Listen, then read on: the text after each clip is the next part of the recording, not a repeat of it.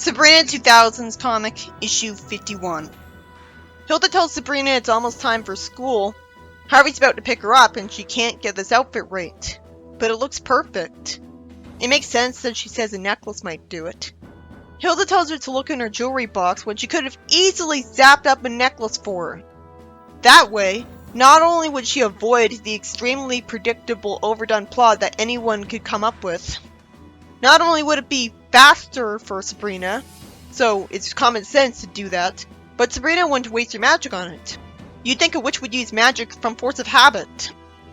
Instead, she recklessly tells Sabrina to look in a witch's jewelry box, and while there's nothing there, Sabrina considers borrowing one of Zelda's necklaces instead. Gee, I wonder if it'll turn out to be magical. Does Sabrina remember the events of the animated series comic? You'd think she'd remember it enough to know better and check with her aunt to see if it has magical powers. Maybe she could zap up a copy of the necklace for herself that has no magic in it. Harvey compliments her necklace and she thanks him. He asks her if she finished reading an old poem for English class and he talks about it. Zelda realizes her dreamstone necklace is gone, but assumes Hilda borrowed it again, which explains why she doesn't think Sabrina has it. Sabrina reads a book in study hall. No wonder she's yawning. The story has the word mead in it. Too bad she's too dumb to think to just magically make herself not sleepy anymore. I'm forced to just assume that she was up too late last night. But without the story explaining that, her getting tired just seems annoyingly contrived just to have her sleep. Oh, maybe she fell asleep too easily because of the necklace, since it is about dreaming. Why is Harvey affected by it too? Why does he feel sleepy too? He wasn't wearing it, and the necklace being designed to work like this is just going to force witches to have to erase memories to cover it up. Salem asks how he got dragged into the story. Good question. Sabrina didn't even talk to him. Sabrina's a princess and gets told that her father wants her around. She takes Salem with her, probably because she's more attached to him and likes holding him. Her father warns her that there's reports of a horrible creature in the kingdom, and his wife glares at her when he says that he's not talking about his mother-in-law. That would have been more charming if he was speaking in normal English. At least he tried to have a character moment to wake me up, but it's still very unimpressive that the writer ran out of ideas and plagiarized another person's story to make up for it. It's like how the modern Simpsons episodes rip off movies beat by beat sometimes. A guy comes into the room, Salem tells Sabrina that a mead hall is basically a soda shop, and he says that the monster attacked warriors and wants to move into the hole. He's having cable installed. Now it's trying to be funny and clever. It'd suck if this was just a one-panel gag and it was otherwise exactly like the plot. The king tells the guy with the unrealistic Viking helmet to gather an army to take the hall back. The warriors end up easily kicked out, and he's told that a brave warrior just showed up in their land. The king agrees to meet him because he needs all the help he can get, which is good because he could have hated him from coming into his kingdom illegally and called him a spy. Go figure, it's Harvey. And he doesn't ask what he's doing here. So if Sabrina and Harvey aren't self-aware of the fact that they're not supposed to be here, what's the point? Why are they not aware of it like Salem is? The king wants a toast to him, and he asks for milk. Harvey's told that the monster left the mead hall because the pizza place wouldn't deliver. Did they even have pizza delivery back then? At least this is more interesting. Harvey says his men and him will occupy it for the night, and he assumes for no reason that the monster that easily kicked the warriors earlier wouldn't dare come back because of his men, and not because the pizza place didn't deliver. Sabrina kisses Harvey's cheek, and Hilda tells Zelda that she doesn't have her necklace. Zelda decides to get to Sabrina's school and check because the dreams are so real that it could be dangerous. She could just freeze time to make sure it won't get to a dangerous part. I guess she won't warp Sabrina to her, or even the necklace to her, because she doesn't want to freak someone out because they witnessed that. But I think someone assuming they just hallucinated something would be worth it if they saved her daughter figure faster. So, they were sent to a parallel universe. So that's why if they die there, they die in real life. Their minds were sent to a parallel universe. The monster breaks into the castle, asking the people there if they got his email. He wants to use Harvey as a pizza topping. Harvey was actually clever enough to pretend to still be asleep so he could grab the monster's arm. I'm impressed. I thought he was just a deep sleeper somehow. Sabrina says something she doesn't have to when she should just be frightened. So the monster pulls him upwards, thanking her for distracting him. I'm guessing she forgot who she is, as a part of the spell to keep her immersed. and that's why she doesn't instantly kill the monster with magic. But again, I should have been told that. The monster has Harvey knocked out and thinks Sabrina's pretty enough to kidnap. Won't he only find women of his own species attractive? That's usually how biology works. He won't have grown up in human society and learned to find human women beautiful. Salem attracts attention to himself stupidly, so he gets grabbed. Predictably, Zelda shows up. Good thing she took until it got exciting. She does remember who she is, and can zap up a shoe to kick him out after he lets go of Sabrina. Sabrina thanks her, lets Harvey think he defeated the monster, and Sabrina gets woken up by Zelda. Sabrina wakes up with Zelda holding the necklace. She thanks her, and that's the sense to warn her to stay away from her earrings of mayhem the next time she wants jewelry. She says it'll seem like a normal dream to Salem and Harvey. Realistically, the coach insults Harvey for sleeping through his class. Since his body was sleeping, why does he feel like he ran a marathon? He tries to grab his books from his locker, and he finds something in it for no reason. I think I liked that story. It was obvious everyone would survive, but it was still engaging. In the comedy page, Harvey stereotypically takes Sabrina to Lookout Point for some stargazing this time. It's getting late, so he wants to take her home, and she realizes that she has to go home now because Hilda wrote a message for her with a flying vacuum in the sky, which I have to assume only she can see since Harvey doesn't freak out about it. And Hilda isn't even trying to hide magic from people here. But that's entertaining compared to hating magic. In the next story, the ants compliment Sabrina on her looks because of a witch beauty salon. Zelda assuming that Harvey will be impressed makes me wonder if he won't be, just to surprise us. She wanted something new for the school dance. Then Salem gets jealous of her because he's stuck in a cat body and can barely make himself look better. Why are there so many Salem stories? He looks at Sabrina's Witch Fashion magazine and somehow thinks he'd find tips on fur conditioning there, even though it's not a magazine for cats. Conveniently, there's an ad for a pet salon there that tells people to ask about their special reconditioning. He decides to bug Sabrina about it tomorrow. He always wondered if he'd look nice with long hair. Sabrina asks him why he thinks he needs her permission. He says he's short on Other Realm cash. Why would he even have any? He can't ask for money from her aunts anymore because catnip might add up. She gets guilted by him into paying for the expensive makeover for a valiant cat. She hugs him and he thanks her. He gets warped there, and the woman isn't surprised that he's a cat because she gets plenty of transformed witches, and all of these makeovers are conveniently approved by the Witches' Council. And it makes them look generous. Then the story takes a sharp turn for the stupid and completely irredeemable. Why would Salem think he'd be allowed to keep a form as a dragon? He would barely be able to get around the house. Even though he has burn-proof fire, he gets told her aunts won't like it, and has to get multiple do-overs. Why doesn't she go with him to make sure she'll approve of the choice? Why didn't she go the first time? Why would he choose options like a shark that can survive above water and a skunk or a chicken? I have to assume it doesn't cost money every time he gets a do-over. He says he's got blue eyes now, but the art doesn't show it. It's not lampshaded. And it's not explained why only Sabrina has colored-in eyes. There's no self-awareness here. He hugs Sabrina, saying that the cat body's not so bad. Why did he even bother? This was the most predictable conclusion. Zelda says she likes sitting on the sofa after a busy day. How did she have a busy day? She's a witch without a job. The doorbell rings from the interdimensional closet because Sabrina got a book delivered to her on magic, when she's already clearly an expert in it by now. And she goes to a magic school. Hilda warns her that if you bought something from one of the Zap marketers, that'll put the family on the Zap marketer's easy mark list. So a salesman warps to them to advertise stuff, and so does another one. Why would this be legal? So many people would complain. Hilda would have warned Sabrina about this a long time ago. The house floods, and a woman shows up to vacuum the water, and Salem, so it gets switched to blow, and Hilda's hair is messed up. Why didn't we see these witches abuse their magic on every salesman that showed up? They do that right away. Hilda tries to shower and gets handed shampoo that smells great by a stranger. She was desperate enough to do this here. Hilda decides to go give them a taste of their own medicine. Zelda agrees to it, thankfully.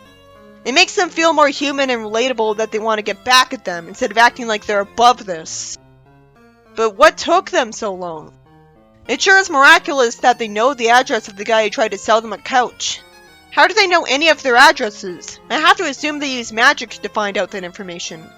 Zelda makes the couch grab one person, sends a blizzard at another, and sadly, the story actually has the nerve to cut past them taking revenge on all of the other stops they made.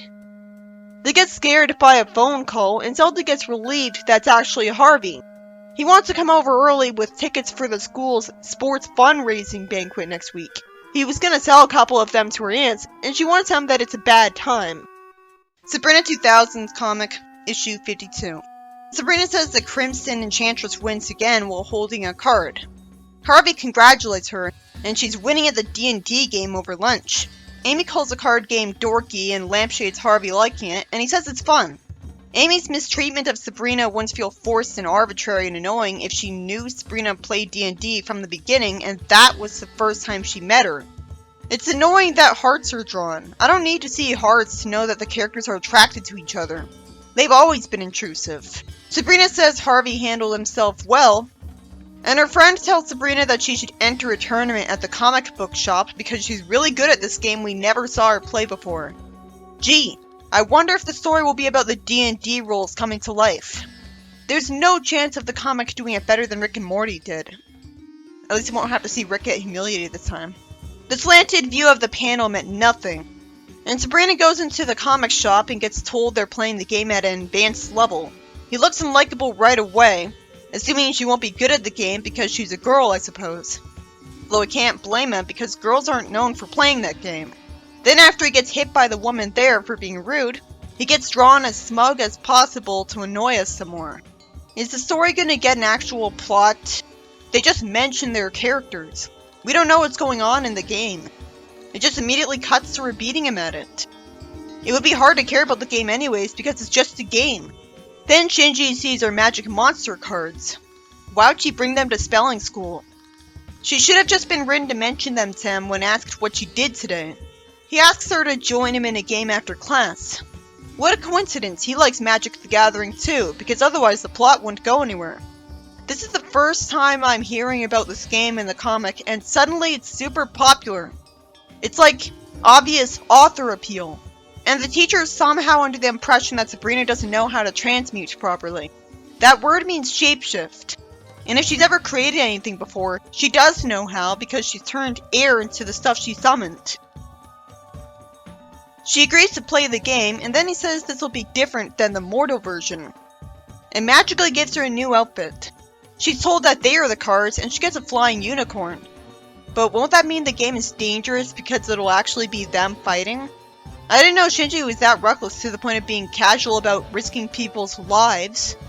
This was in character for Rick, but this is a kid's comic. Naturally, when told that this is her first time playing magic monsters in the other realm, Shinji's friends think she's gonna slow their game down. They face a dragon and Shinji protects her with a force field. It's cool to see this since it's so rare for the Sabrina series to have witches fight monsters with their powers. But it just drives home how shockingly careless Shinji's been risking her life after all the time they've been friends. She says it's dangerous, but immediately cheers up when he reassures her. She rides the unicorn and coincidentally sees some villagers being threatened by a giant monster right as they're playing a role-playing game together. Wait, this is the other realm. Wouldn't the people be able to use magic to defeat it? Even Shinji's intimidated by its size, and Sabrina's told to stay here because she just got in the way. To be fair, lives are at stake, so why wouldn't these guys want to be careful and protect her? They're so unlikable though. Go figure, they get humbled. The writer didn't give them any sympathetic moments, so they're just strawmen. His arrow does nothing, and Sabrina tries a siren song and tames him into dancing. And it's on the last page of the story. Gee, I really wanted to see a lot of this. Shinji's challenged to a tournament in the mortal realm, and he's scared of getting a paper cut. He could just wear gloves, or maybe cast a spell to make himself immune to paper cuts. In the comedy page, Sabrina comes home with a trophy from the dance contest with Harvey. She tells Zelda that she helped him dance well with the spell. Zelda doesn't irritate me by lecturing her about cheating at the contest with magic, and instead smiles without annoying us. After all, she's a teenager who uses magic at every opportunity. I doubt there's much chance of Zelda's nagging actually changing her behavior permanently. She realizes she's forgetting something, and go figure, the story ends with Harvey still dancing. And I feel sorry for him because he's told to go to bed, and he can't. Did he literally dance all the way home? Wouldn't he have been the one who drove Sabrina home? In the next story, Sabrina throws a snowball at Harvey, and he's unrealistically nice enough to compliment her on it. He hugs her, and they have fun in the snow and make snow angels. Sabrina decides to make hot cocoa, and then we see a girl laugh evilly. She magically gets into the house and gets mistaken for Sabrina. She has nothing but text bubbles drawn in a way that imply that she has a menacing voice. Salem says she must have been out in the snow for too long. She wants to eat ice cream, hears someone, and decides to leave. She has no reason to keep laughing. Sabrina comes home and somehow doesn't freak out as soon as she's told that she just came in before. She finds out her ice cream was eaten and her clothes were gotten wet and left on the floor. At school the next day, a blue-haired Sabrina shows up at school to show off her new clothes. Harvey acts judgmental of her look, but at least tries to compliment it. She's irritated with him, and he says that's cold. Maybe she just picked up on his judgmental tone. Of course she gave him the cold shoulder. Sabrina asks him why he's shivering, and when he says he just saw her, she decides to get to the bottom of this. I don't know why the artist was bored enough to keep giving her these dumb, childish new hairstyles just to do something new, when it's obvious no one would like them. She doesn't get an answer and grabs her double and gets her home, telling her aunt what happened. I'm glad I cut past her recap. She's told that this is what happens when witches make snow angels. It's a snow sprite from magical residue. She would have been warned about this the first winter after she was told she was a witch. This plot never would have happened. I guess this concept is believable, but no, why doesn't she create life all the time from all the times she touched her own clothes or stepped on the floor? If magic residue is so easily left behind. What about from reading books? What about imprints in the sand? If snow sprites are usually harmless, then it makes no sense that this one was evil.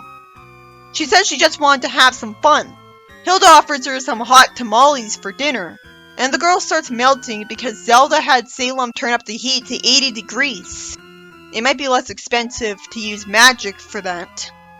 The story ends with the ants being totally casual about killing a sentient life form and not getting lectured for it. She did do some bad things, and it would have been worse if she kept framing Sabrina for stuff. So it was the smart decision to make. She'd have a sad life if she were allowed to stay alive without impersonating Sabrina because she'd have no government records of her, no education or parents, so she'd just get arrested for being an illegal immigrant and have no chance of getting hired. So this could be seen as good because it's a mercy for her. I still feel bad for her though because she's just a teenage girl like Sabrina who likes the same ice cream and clothes as her and she was never given a chance. Still, her aunts will seem like hypocrites from now on the next time they'll lecture her about morality. They lecture her about zapping her homework done, but they'd rather make a sentient being melt than put up with another mouth to feed. In the next story, Amy somehow thinks Harvey is talking to her when he compliments Sabrina, even though he's talking to his girlfriend. Harvey just compliments her ring instead of wasting time correcting her. Amy thanks him and says it's a good luck charm that her dad brought her from Europe. Gee, I wonder if it's magical. After she cares about something that doesn't matter, Sabrina uses magic to get a smoothie to jump, but sadly, it hits Sabrina's head instead of Amy's, when it was obvious that the audience would want Amy to get punishment instead. Sabrina somehow asks what happened, instead of instantly figuring out that the good luck charm really works. Didn't this kind of plot already happen in the 90s comic? Too bad nothing bad happens to Amy, and instead, she goes to her aunt's, and Amy gives Sabrina her sweater back, though Harvey had to tell her to do that. Hilda sees Amy's ring and gets thanked for complimenting it. She doesn't believe Hilda that her jewelry is an antique, I guess. It's awesome that even the ants get in on punishing Amy, because it's relatable and karma. And I suppose it's realistic that she wouldn't instantly assume the good luck charm actually worked. It's on Earth. Hilda gets tape on her mouth, and I seriously wonder why Amy is in this plot. Too bad she isn't being given karma. Zelda somehow doesn't figure out why this happened to her right away, and uses magic. Amy asks where Zelda went, and gets frightened into Sabrina's arms by a snake. At least that's something. So the spell didn't entirely backfire. She runs out of the home in fear, and Sabrina asks what's up with that. Man, these characters are slow. Hilda looks up the ring in the magic book and says that it's repelling their spells. Sabrina figures out how to convince her to part with the ring. I wish this happened a lot earlier. She comes here wearing a copy of the ring to trick Amy into thinking it's unfashionable and commonplace. She needs an extra amount of karma to make up for the story, but unfortunately she'll only get one mishap. As the smoothie finally lands on her head as a punishment for wanting her father to return the gift he bought his daughter. The first story rips off an ancient story because Sabrina was stupidly told to go to a witch's jewelry box instead of her aunt just zapping up jewelry for her. So she puts on a dreamstone necklace and gets absorbed into a story, and I have to assume she's so immersed in it that she forgets who she is, and that's why she doesn't use magic at any point. So her aunts have to save her. I suppose it was interesting. I liked that it had modern elements to it. That made it worth it. Too bad Harvey didn't get to be useful. Then there's a story that wastes our time with Salem trying to get a better look, and he chooses looks that suck for no reason. Then Sabrina buys stuff she clearly wouldn't need from a witch telemarketer. So they keep warping to her house, which would obviously be illegal, and the aunts take forever to get revenge on them. It was nice to see them do that, but the old comics would have had them do that the whole time. And if we weren't going to see every single one of them get punished, then we should have just had the aunts use magic on every single one of them right away. With the first story, it comes so out of nowhere that Sabrina is a big fan of D&D all of a sudden, and so is Harvey. And so is Shinji. It immediately comes off as author appeal. It does make sense that a witch would be a fan of D&D because it's about magic, but it comes out of complete nowhere. Of course people underestimate Sabrina, and of course she's needed to save the day when they, of course, use magic so that they're really playing D&D for real.